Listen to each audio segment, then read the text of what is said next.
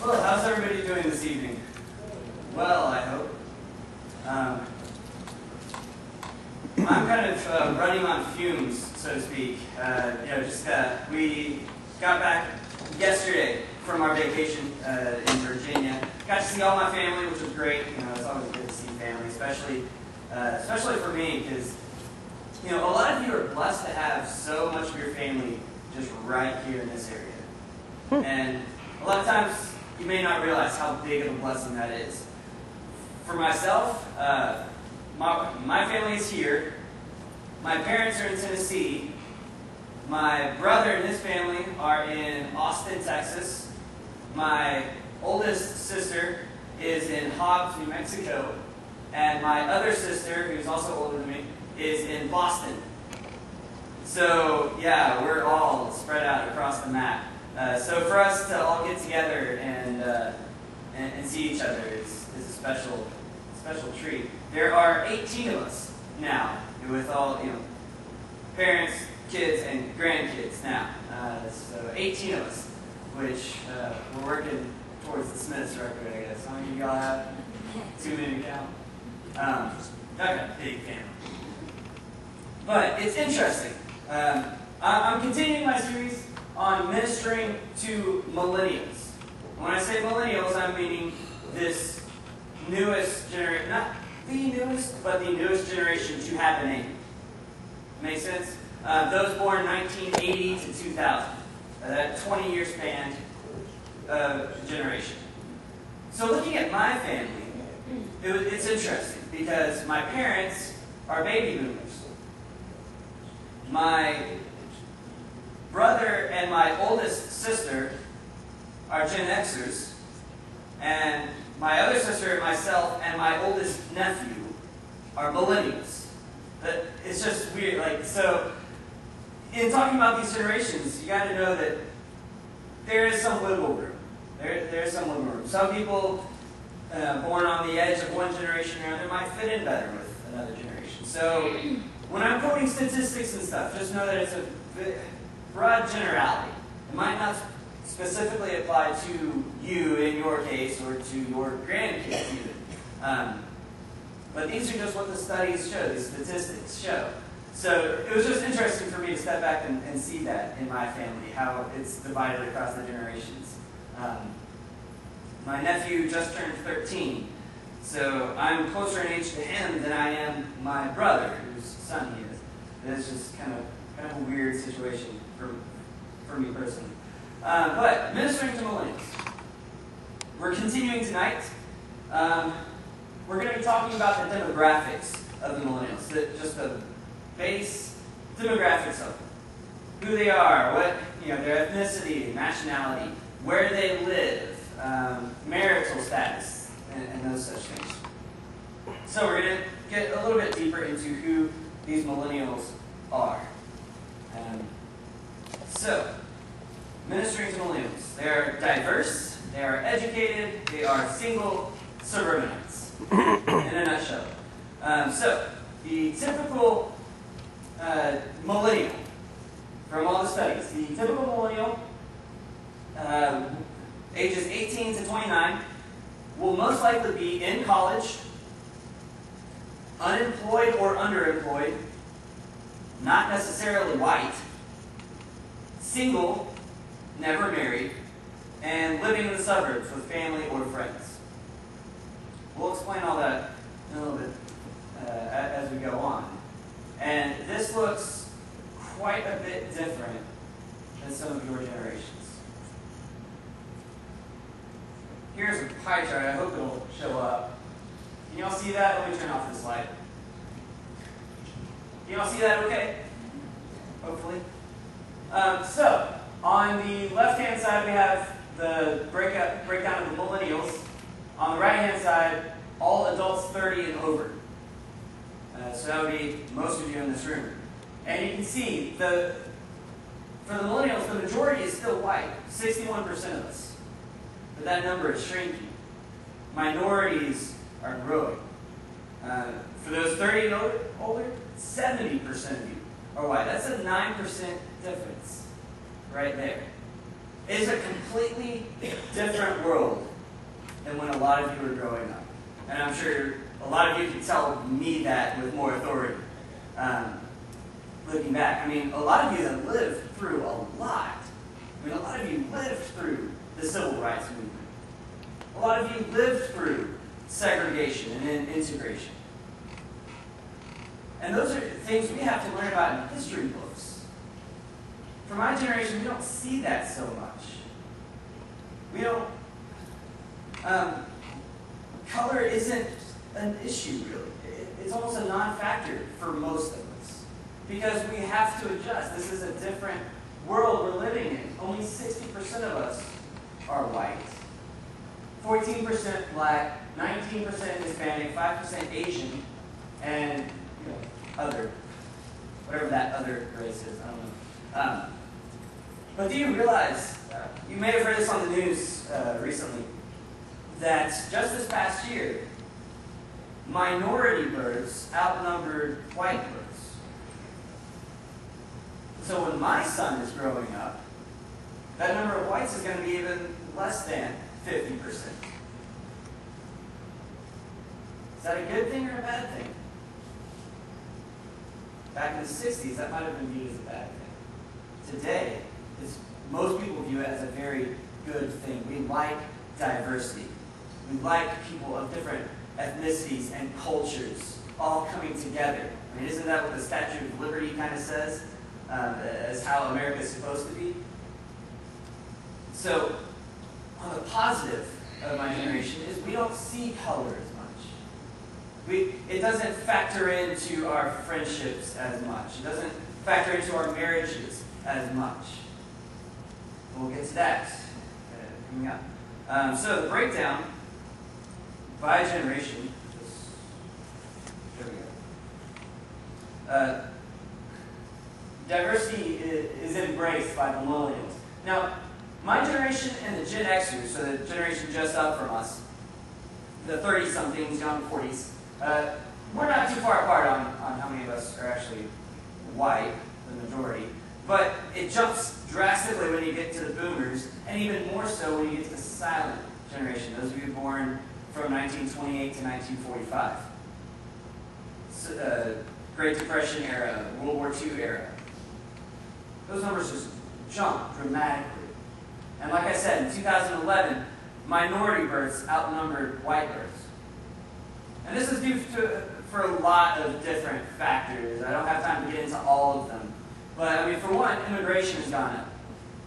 Immigration is higher now than it has been in the last several decades. In fact, you have to go back all the way to the silent generation in order to find the same number of people who have at least one parent who's not an American national. Meaning, today there are more kids born to foreign immigrants here in America than there have been since the silent generation, since that huge push of immigration back in the early 1900s. Immigration is on the rise. Just sheer number of babies being born is going up. Especially among Hispanics. Hispanics are obviously the largest growing minority here in America. So the scope, just the sheer scope of ethnic diversity in this country, especially among the younger generations, is getting much more diverse. The diversity is growing. This is something that I found interesting. In 2010, 15% of all marriages were interracial. I know we've got several interracial couples here. I mean, Craig and Sonia, y'all are awesome. Kevin and Courtney, y'all are great. We love you guys. I mean, but think about what that would have been like 5 decades ago. 5 or 6 decades ago. That number was much lower. There was almost a stigma of interracial marriage, and that's gone away. In fact, as you can see here, a full 43% of Americans say that interracial marriage is a good thing for society. It's a positive, healthy, encouraging thing. 44% say it makes no difference. It doesn't really affect one way or another. And only 11% view it as a bad thing. And that's all Americans across the board, not just millennials. But those who are most likely to say that interracial marriage is a good thing are those who are younger. There are those who are minorities themselves. There are those who are college educated. They tend to be more liberal. And this was interesting. They tend to be more from the Northeast or Western states. So you're talking New England or California. I don't know. I don't know why that makes such a difference. Maybe that's just where more immigrants are coming and settling. Maybe that's where more of the liberal, politically liberal people are. I don't know. I can't get into all the factors. This is just telling you the basic facts. Interracial marriage is on the rise, and most people are starting to view that as a good, positive, healthy thing for our country. We've come a long way. So, there are some words of warning, however. 1 Kings 11, verses 8 and 9. In talking with Lance about this stuff, he kind of is a little bit of a voice of reason to all this, so it's good to run some of this past him.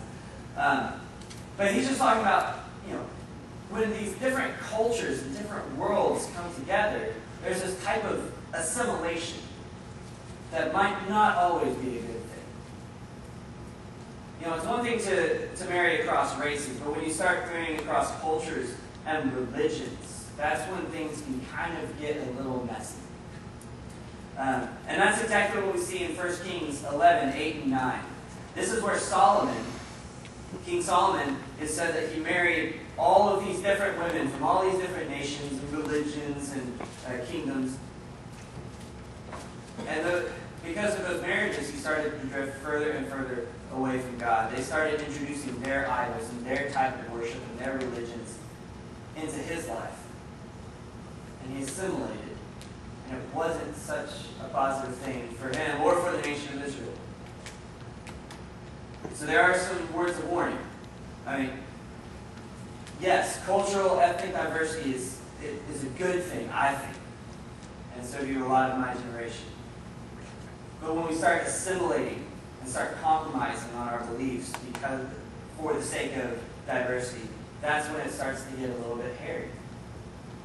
However, I find these verses positive. Leviticus 19, 33 through 34, Galatians 3, 28, and 1 Corinthians 12, 13. And it says, when an alien lives among you in your land, do not mistreat him. The alien living with you must be treated as one of your native born. Love him as yourself, for you were aliens in Egypt. I am the Lord your God. So when a foreigner is living among you, treat him as yourself. Love him as yourself. Love your neighbor as yourself. Sound familiar? Same chapter. It's not just your physical neighbor. It's not just your church neighbor. It's not just your work neighbor. It's your foreign neighbor. Love them as yourself.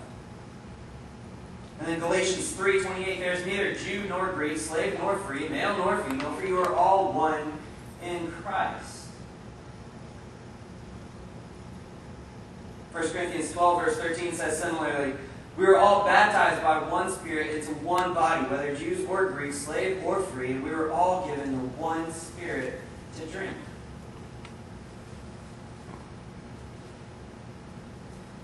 This generation is becoming increasingly diverse when it comes to ethnicity. Most people view that as a good thing. And it'll be interesting to see where it goes in the future. Like I said, I have a 20-month-old boy, and it'll be interesting to see the culture in which he grows up, in which whites are no longer the majority. Minorities are now the majority. It's going to be interesting to see where that takes us here in America. It's not all bad. Okay, so moving to the next one, about education. Millennials, especially those aged 18 to 29, were kind of known as professional students. How many of you have ever heard that term before? Yeah? professional students. I knew a lot of them when I was in college. I was one of the lucky few to make it out in 4 years. I had a lot of friends that were there for 5, 6, 7, 7.5. Professional students. Lots of people go to school for 7 years. Yeah, they're called doctors. No, that's not necessarily the case. But some think about that. 54% of millennials at this moment, age 18 to 29, so this is the upper end of my generation, have at least some college, and that's more than any generation beforehand. 54%. Most of us, the majority of us, are going to college. It's what you do. 15% of us already have 4 years of college or more. We have a bachelor's degree, and then we go on to get a master's or even our doctorate.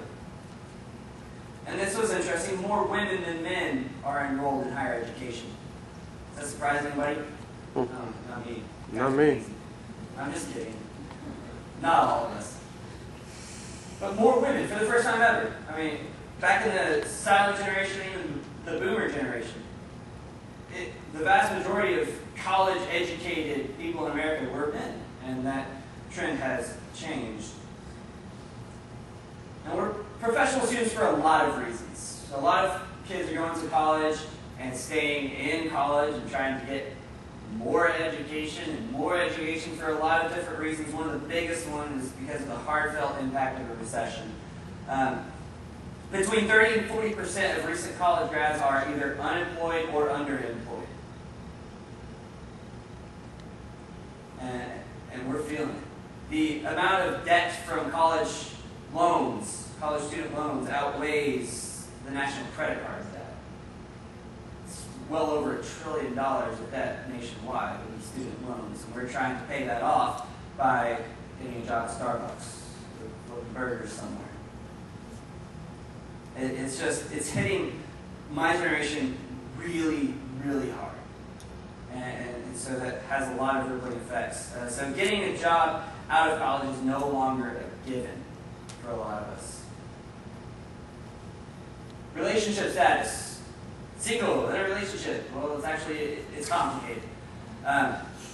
75% of millennials, age 18 to 29, have never married. So there's 20-somethings that usually get married. 3/4 of us haven't ever been married. And really, a lot of us have no intention of getting married anytime soon. And that's for, like I said, a lot of different reasons that I don't have time to get into right now. These are just the numbers. 75% of us. Only 1 in 5 are actually married. 1 in 8 are married with children. And there's a growing number of unmarried or single parents. There's a growing number of people who are choosing not to get married, but are also choosing to have children. I don't know why anybody would choose to be a single parent. I don't know, to me, having one with 2 of us is hard enough. I can't imagine anybody choosing to be a single parent, but that's the way things are going right now. My generation, we are also more likely than any other generation to be cohabitating with a significant other without getting married, or living with roommates, or moving back in with mom and dad. 1 in 8 college grads. Get that. 1 out of every 8 college graduates move back in with mom and dad. The median age for the first marriage is 28.7 years old for men, 26.5 years old for women. For a lot of you, that number was way down when you were growing up. I mean, I was 20, Caitlin was 19. We are not the norm by any means, especially these days. And again, a lot of reasons to go for that. But the age of marriage is going up. The age at which people decide to have children is going up. The age at which people decide to, or can actually get a job and settle down is going up. So just some things to think about with this one, especially marriage. 39% of Americans think marriage is becoming obsolete. When God himself said in Genesis 2 that it's not good for man to be alone, and that's why he instituted marriage. Almost 40% of us think marriage is becoming obsolete. There's no reason to. And that kind of scares me a little bit for my generation. But I mean, that's not all bad. A lot of people are choosing to remain single. Well, Paul himself chose to remain single, and he encouraged others who were single to remain single as well. In 1 Corinthians 7, you can read it. It's a whole chapter where Paul says, if you're married, stay like you are. But if you're not married, stay like you are. You virgins, you people who are unmarried, just stay like you are. God can use you. I don't think that that's a message that the church pushes across very often. That if you're single, it's okay. God can use single people. God can use single people. And then, my generation, we are also rocking the suburbs. 54% of us live in suburbs. We're suburbanites. Meaning not really big city, not really rural, just kind of somewhere in between. Kind of like, Moline or Davenport would be kind of a suburb. Most of us aren't living out in Nowheresville, Illinois, or Nowheresville, Iowa. Only about, 14% of us actually live in rural areas? That's compared to 29% of boomers and 36% of you silent generation when you were the same age. So that number is cut well in half of you guys. So 32% of us are living in central cities. So the vast majority of us are living in suburbs. About 30% of us living in cities. Only about 15% of us in rural areas. We're choosing to live where the people are. Not out where there's nobody around to hear you scream, that type of place. We like to be surrounded by people. So, what does all this have to do with anything? Well, like I said earlier, the typical millennial that you'll come across, who's age 18 to 29, is most likely in college, unemployed or underemployed, not necessarily white, single and never married, and living in suburbs with family or friends. So how can the church help? What is the church supposed to do?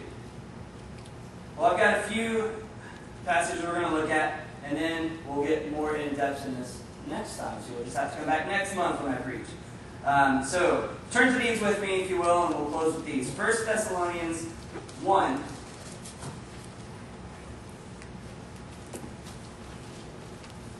Thessalonians 1, verse 8.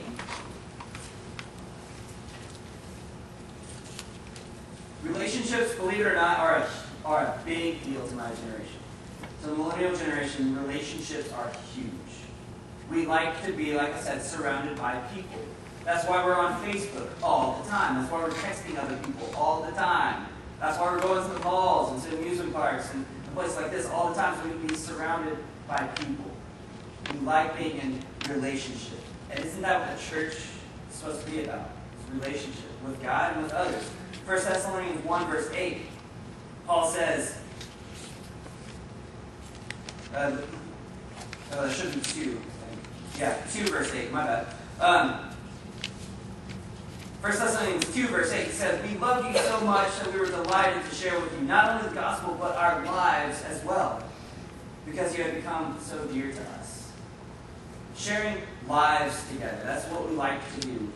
My generation, we're constantly sharing our lives on the internet. We're constantly sharing our photos, or sharing our status updates, or sharing our location. We are constantly sharing our lives with somebody in hopes that somebody will take notice, that somebody will be interested in what we're doing, that somebody will like what we're doing, that somebody will comment about what we're doing, and we can start this whole discussion. Well, Paul says, being in church is about sharing your lives together. It's not just about sharing the gospel. That should be first priority, but sharing lives together. My generation's doing it anyway. Why not do it more so in the church? Titus 2. This is a pretty cool picture, I think, of how the church is supposed to function in a very practical way. Titus 2, verses 1 through 8. He says, "You must teach what is in accord with sound doctrine. Teach the older men to be temperate, worthy of respect, self-controlled, and sound in faith, in love, and in endurance. Likewise, teach the older women to be reverent in the way they live, not to be slanderers or addicted to much wine," so you ladies, don't go out drinking tonight, "but teach what is good.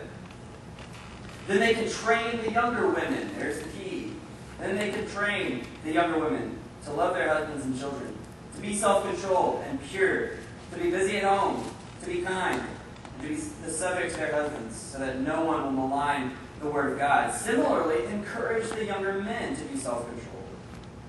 In everything, set them an example by doing what is good. In your teaching, show integrity, seriousness, and soundness of speech that cannot be condemned, so that those who oppose you may be ashamed because they have nothing bad to say about us." So what I get from that, church, is that it's the job of the older women to teach the younger women, those who are just starting out their lives. Men, I see that it's the job of the older men to teach the younger men, those who are just starting out their lives. This is a beautiful picture of youth ministry, of what youth hired me to do. But Paul says it doesn't fall on one person, and it shouldn't. It takes the church. It takes the older women to teach the younger women. It takes the older men to train up the younger men. So that anybody who sees you will see the gospel in action and won't have anything bad to say about you ever. I think that's a pretty cool picture of how the church is supposed to function. And lastly, Romans 12. Romans 12, verses 9 through 13. This is one of my favorite passages. Romans 12, verses 9 through 13. "Love must be sincere. Hate what is evil and cling to what is good. Be devoted to one another in brotherly love. Honor one another above yourselves. Never be lacking in zeal, but keep your spiritual fervor, serving the Lord. Be joyful in hope, patient in affliction, faithful in prayer. Share with God's people who are in need, and practice hospitality."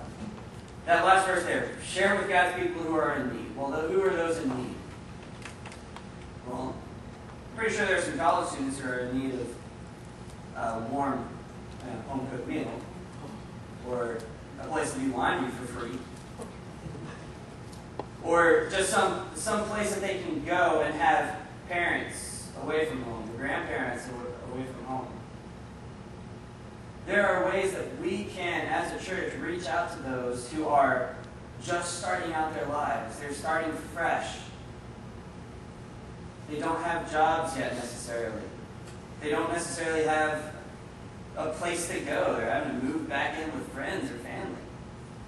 They don't have anything. In fact, they have thousands and thousands of dollars of college debt on their shoulders. How are we going to help those people?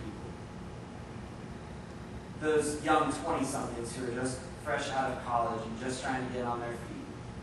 Well, I see that we as a church, as the older folks, are supposed to take those who are younger and train them to care for those who are in need.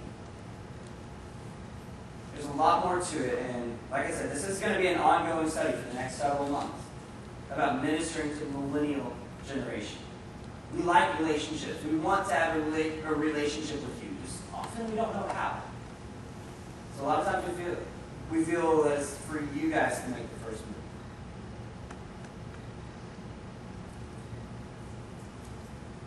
Share with God's people who are in need. So that when people look at us, they can see the gospel being lived out. And that's what it's really about. Amen? The gospel story of Jesus being lived out in community. Tonight, we always like to offer an invitation. We had one baptism this morning that was amazing. So tonight, I'd like to encourage you, if you want to get on board with this, or if you want to start making some adjustments in your life, you just don't know how, you need prayers, you need maybe forgiveness of how you've handled your situation, or if you need to put Christ on in baptism tonight, won't you do so at this time while we stand and while we sing.